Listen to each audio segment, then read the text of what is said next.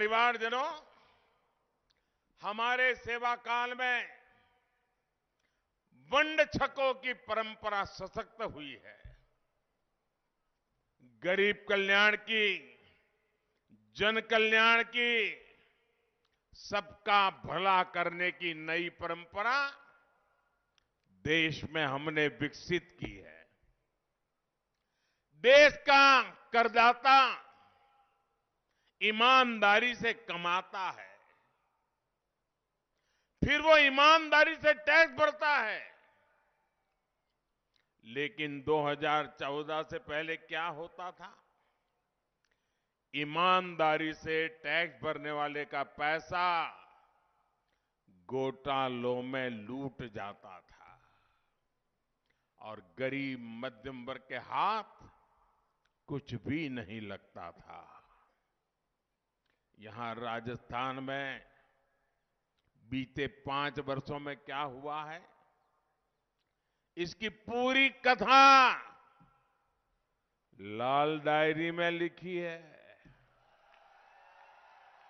Diary लाल है, कारनामे काले हैं।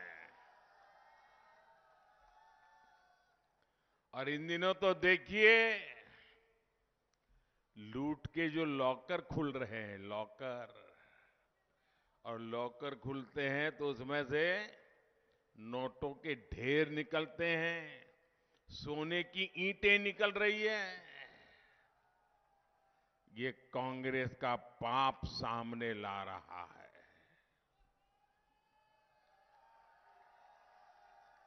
साथियों, बीते 9 वर्षों में टैक्स देने वालों की संख्या बढ़ी है।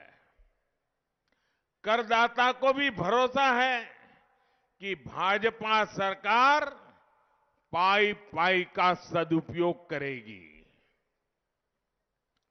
क्या किसी ने कभी कल्पना भी की थी कि भारत में 80 करोड़ लोगों को मुफ्त राशन मिलेगा?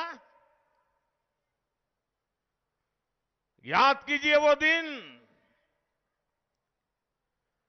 जब कोरोना का कालखंड था, कोविड था, पूरी दुनिया पर मौत मंडरा रही थी। हर किसी के मन में सवाल होता था कि इससे बच पाएंगे कि नहीं बच पाएंगे। कोई किसी की चाहते हुए भी मदद नहीं कर सकता था। घर से बाहर निकलना यानी मौत को बुलावा देना, ये हाल थे। बाहर कारोबार ठप हो गए थे, लेकिन ये आपका सेवक सोता नहीं था। और मैंने तब किया था कि 80 करोड़ मेरे देशवासी इनके घर का चूल्हा बुझने नहीं दूंगा।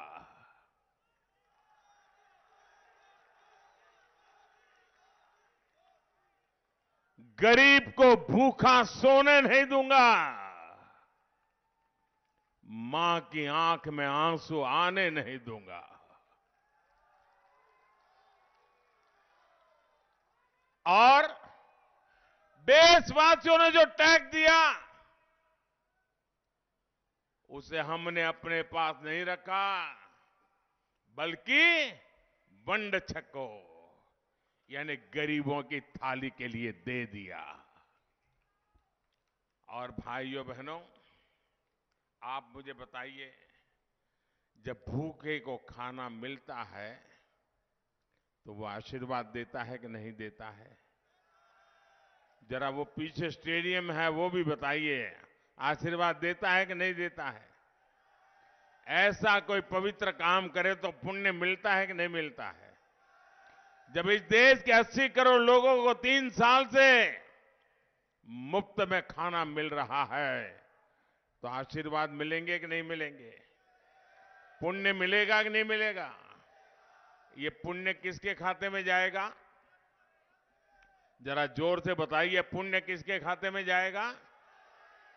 पुण्य किसके खाते में जाएगा? पुण्य किसके खाते में जाएगा? पीछे वाले बताएं, पुण्य किसके खाते में जाएगा? आप सबका जवाब गलत है। ये पुण्य मोदी के खाते में नहीं, ये पुण्य आपके खाते में जाएगा, जिन्होंने वोट देकर मोदी को बिठाया है। आपने मोदी को बिठाया, इसलिए मोदी ये सेवा कर पा रहा है, और इसलिए इस पुण्य के हकदार आप हैं। आपके वोट के कारण ये पुण्य का काम हो रहा है, और इसीलिए आपका पुण्य और बढ़े, आपको भरपूर आशीर्वाद मिले, इसलिए मोदी ने संकल्प किया है कि इन 80 करोड़ लोगों को और 5 साल के लिए ये मुफ्त राशन दिया जाएगा। हमने टैक्स के पैसों से गरीबों को पक्के घर बना करके दिए। और अभी मुझे हेलीपैड पर कुछ साथियों से बात करने का मौका मिला। वो कह रहे थे, ये पक्के घर जिनके हक बनता था, उनको हक दिलाने की रजिस्ट्री भी यहां की सरकार ने बंद करवा दी थी। क्योंकि लोग पक्का मकान मिलता था तो मोदी मोदी करते थे, तो इनकी सरकार की नींद उड़ जाती थी, तो उन्होंने पक्के घर बनाना ही बंद कर दिया। बोले हमने मुफ्त पक्के घर दिए, मुफ्त शौचालय दिया, मुफ्त गैस कनेक्शन दिया, मुफ्त बिजली कनेक्शन दिया। गुरुओं के संस्कारों ने ही मुझे गरीब की सेवा का यह सामर्थ्य दिया है। मेरे परिवारजनों, हमारे सेवा काल में वंड छकों की परंपरा सशक्त हुई है।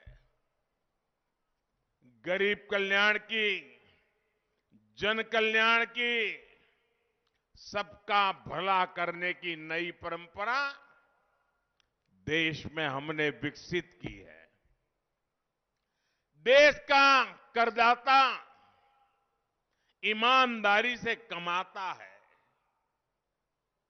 फिर वो ईमानदारी से टैक्स भरता है। लेकिन 2014 से पहले क्या होता था?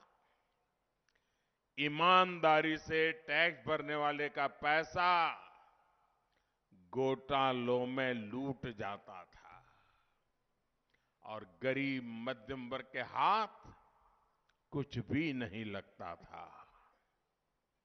यहां राजस्थान में बीते 5 वर्षों में क्या हुआ है, इसकी पूरी कथा लाल डायरी में लिखी है।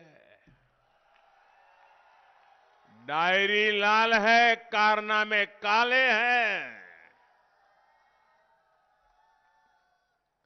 और इन दिनों तो देखिए, लूट के जो लॉकर खुल रहे हैं, लॉकर, और लॉकर खुलते हैं तो उसमें से नोटों के ढेर निकलते हैं, सोने की ईंटें निकल रही है। ये कांग्रेस का पाप सामने ला रहा है।